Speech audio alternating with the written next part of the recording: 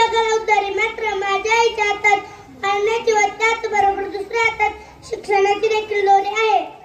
जिच्या हातात पाळण्याची व शिक्षणाची दोरी असते ती खरोखरच जगाचा उद्धार करत असते. अशीच माझी कृपाळ आणि प्रेमळ आई आहे. आई एक नाव असतं, घरातल्या घरात बसलेलं गाव असतं. जन्मलेल्या बाळाचा जगातला पहिला गुरु म्हणजे आई. आई हा शब्द फक्त 2 अक्षरात आहे, पण संपूर्ण जग सामावून घेण्याची ताकद त्या शब्दामध्ये आहे.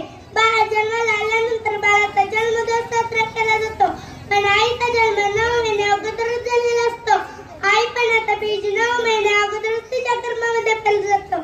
त्यामुळे बाळाची आणि आईची नाळ अतूट असते. म्हणूनच आई व मुलाचं नातं अनमोल आहे. माझ्या आईमध्ये मला वेगवेगळे रूपे पाहायला मिळतात.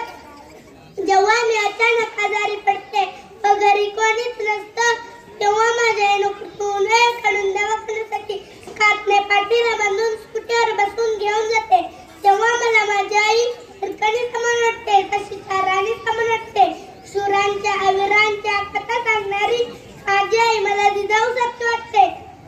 आईसारखे दैवत साऱ्या जगतावर नाही, आईसारखे दैवत साऱ्या जगतावर नाही. खरंच आत्मा आणि ईश्वर यांचा सुरेख संगम असते. आई काळजी व कमी प्रेमाचे फूल असते. घराची शान असते. आयुष्यातील मानाचं पान असते. आई काय नसते मित्रांनो, आंधळ्याची दृष्टी असते, अंगड्याची धाव असते, मुक्याचे बोल असते, कुरूप लेकराचे सौंदर्य असते, कुरूप लेकराचे सौंदर्य असते. आई दवाचं गथेंब, आई सूर्याचं गबिंब, आई खडकाची गदार, आई मौनगार.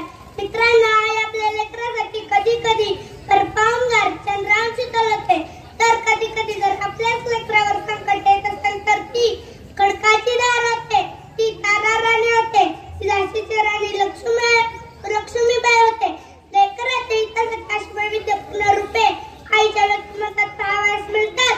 म्हणून संत तुकाराम महाराज म्हणतात, लेकराच्या हितवाये माऊलीची चित्त ऐसी, कळवळ्याची जाती करी लाभळण प्रीत.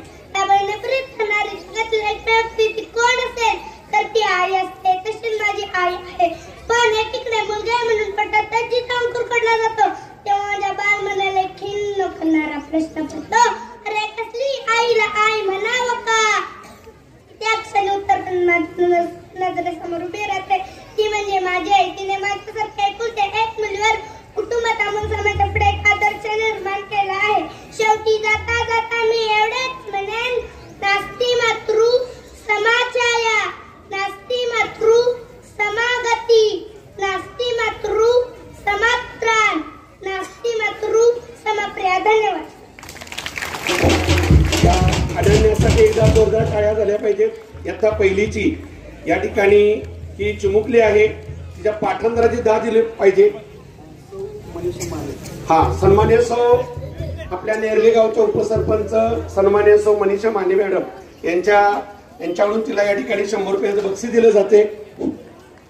एकदा अनन्यासाठी जोरदार टाळ्या झाल्या पाहिजे. यानंतर